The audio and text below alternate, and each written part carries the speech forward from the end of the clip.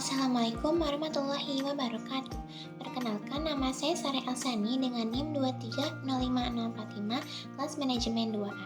Di sini saya akan menjelaskan materi mengenai transfer pricing dari mata kuliah akuntansi manajemen yang diampu oleh Bapak Budi Pamungkas Gautama, SEMSC.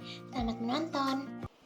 Dalam materi ini, kita akan mempelajari mengenai suatu sistem perhitungan atau penetapan harga ketika terjadi transaksi antar divisi dalam sebuah perusahaan.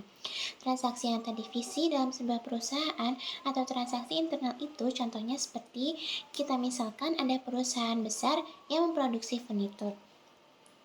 Dalam perusahaan tersebut terdapat dua divisi, yaitu divisi penghasil kayu dan divisi perakitan. Nah, tentu saja kita mengetahui bahwa divisi perakitan furnitur akan membutuhkan kayu dari divisi penghasil kayu.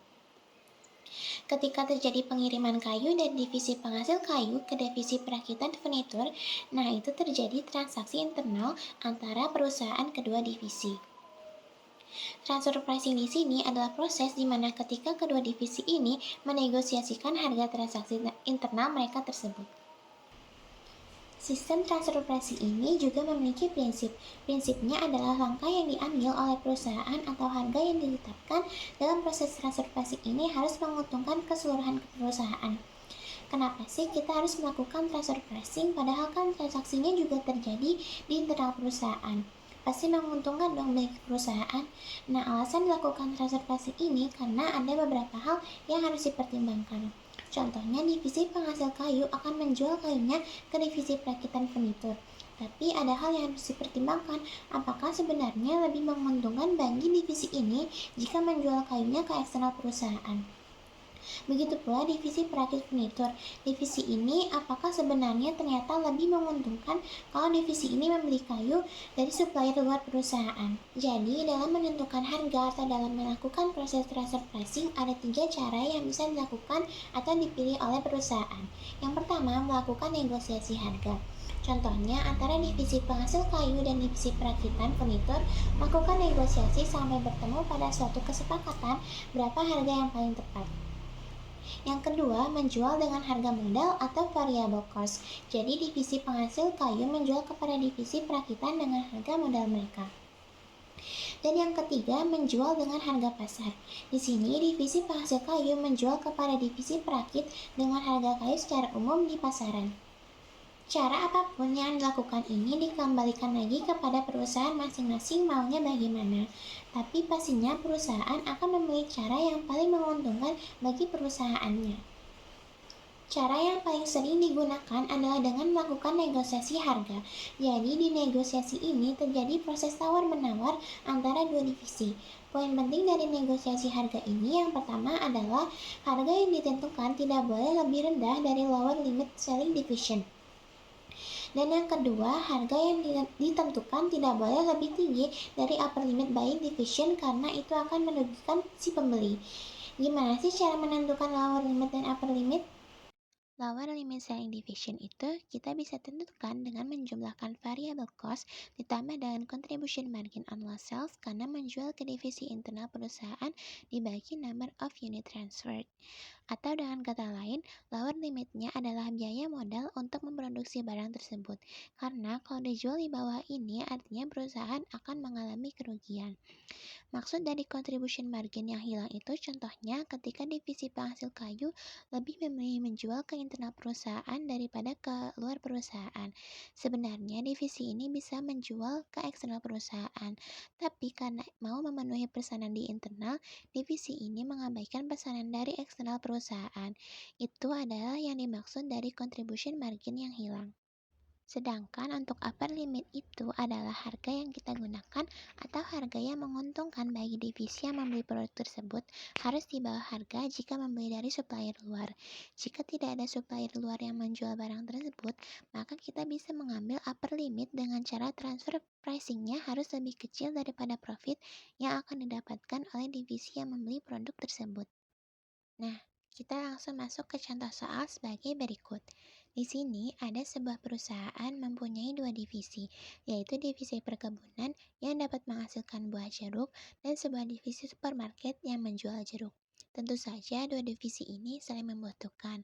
Divisi supermarket membutuhkan jeruk dari divisi perkebunan. Berikut merupakan rincian kos dan kapasitas dari setiap divisi. Jadi divisi perkebunan jeruk ini bisa memproduksi jeruk per bulannya sebanyak 20.000 unit dan variabel kos dari jeruk tersebut adalah 15 dolar per unit. Fixed cost per bulan yang harus dikeluarkan oleh divisi perkebunan jeruk adalah 100.000 dolar. Harga jual jeruk ke eksternal perusahaan itu ialah 30 dolar per unit. Nah, bagaimana dengan divisi supermarket? Divisi supermarket harga beli jeruk di perkebunan luar selain perkebunan internal adalah 25 dolar per unit dan sedangkan kapasitas jual jeruk per bulan biasanya adalah 1000 unit. Jika kita lihat secara langsung, kita bisa mengatakan bahwa lebih baik divisi supermarket membeli dari luar supermarket karena lebih murah, yaitu 25 dolar per unit daripada harga jual jeruk dari divisi perkebunan sendiri yaitu 30 dolar per unit. Namun, kita tidak bisa langsung menyimpulkan seperti itu karena kita harus mempertimbangkan kapasitas dari divisi perkebunan. Ketika misalnya kapasitas divisi perkebunan itu ternyata 20.000 unit, tapi yang dia bisa jual keluar itu kurang dari 20.000 unit, itu yang harus kita pertimbangkan. Apakah lebih baik menjual ke dalam perusahaan ataupun tidak? Begitu pula dengan divisi supermarket, kita harus melihat siapa tahu divisi perkebunan jeruk bisa memberikan harga yang lebih rendah daripada harga jual keluar perusahaan. Lanjut ke pembahasan soal, jika divisi penanam jeruk masih memiliki kapasitas menghasilkan jeruk lebih sebanyak 1000 unit dan divisi supermarket mau membeli 1000 unit itu, maka berapa harga yang layak untuk dinegosiasikan? Pertama, kita tentukan dulu lower limitnya dari selling divisinya yaitu 15 dolar dari harga variabel cost-nya.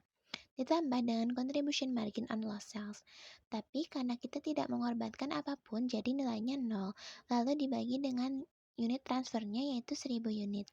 Maka kita menemukan harga senilai 15 dolar. Sedangkan untuk menentukan upper limit dari divisi supermarket itu, kita bandingkan harga yang kita beli dari luar. Kalau harga di luar lebih murah, ya lebih menguntungkan bagi kita yaitu 25 dolar. Maka upper limit kita yaitu 25 dolar.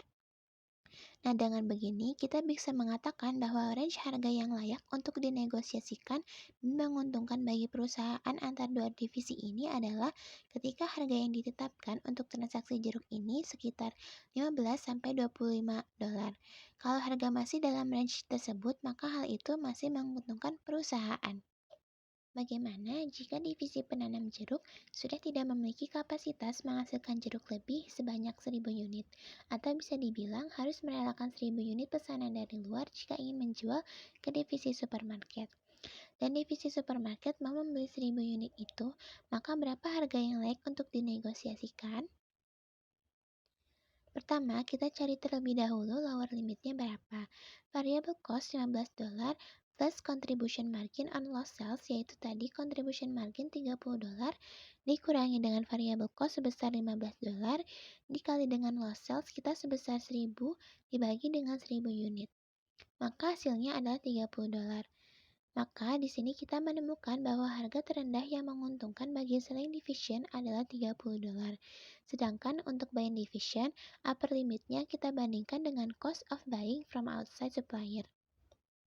Nah, cost of buying from outside supplier-nya itu tetap hanya 25 dolar.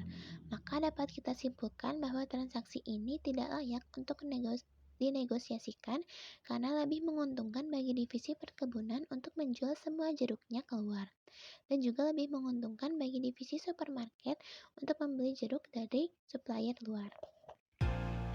Sekian penjelasan yang bisa saya sampaikan, kurang lebihnya mohon maaf. Wassalamualaikum warahmatullahi wabarakatuh. Terima kasih.